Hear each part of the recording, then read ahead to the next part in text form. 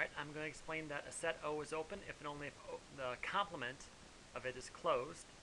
And then it'll follow immediately from that that F is closed if and only if its complement is open.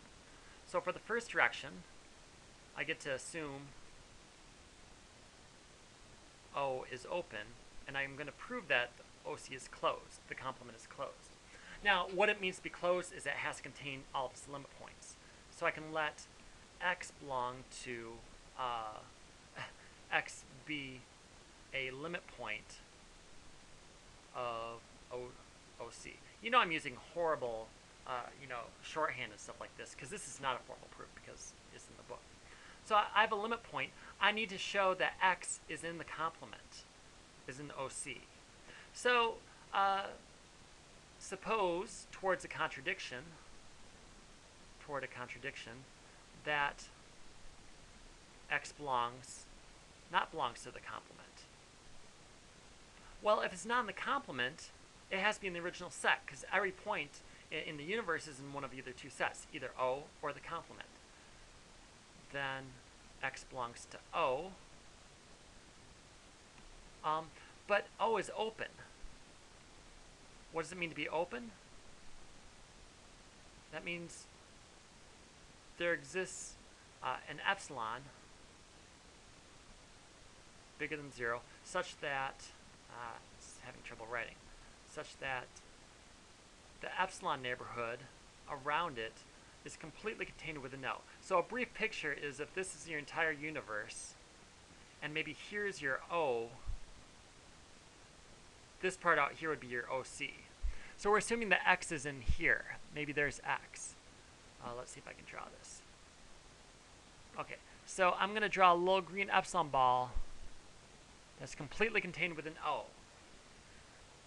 Well, that's the problem because X is a limit point of OC, and to be a limit point means that for any epsilon, there has to contain a point that is in OC.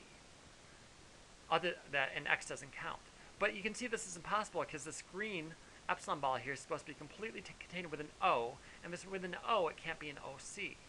So that means that X cannot be a limit point.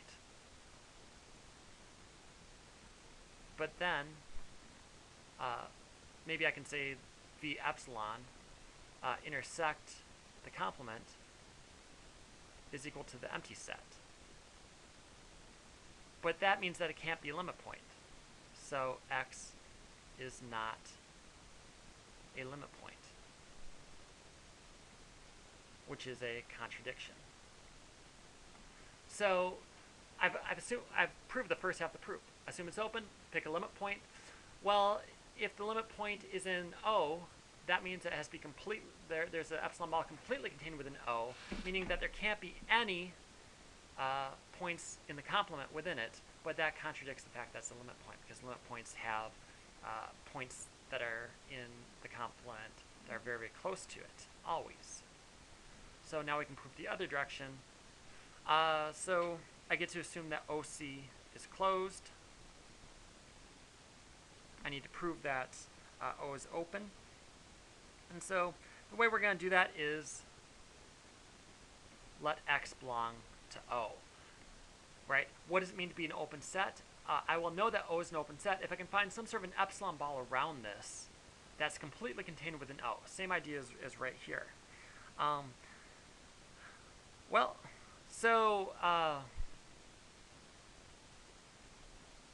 Since X is not in the complement, how do I know it's not in the complement? Because it's in O.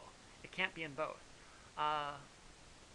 So since it is not in, you know what, I'm just going to stop here because I think I need a little more time to finish this proof and do it well. And I'm almost out of time. So, bye-bye. Wait for the second part.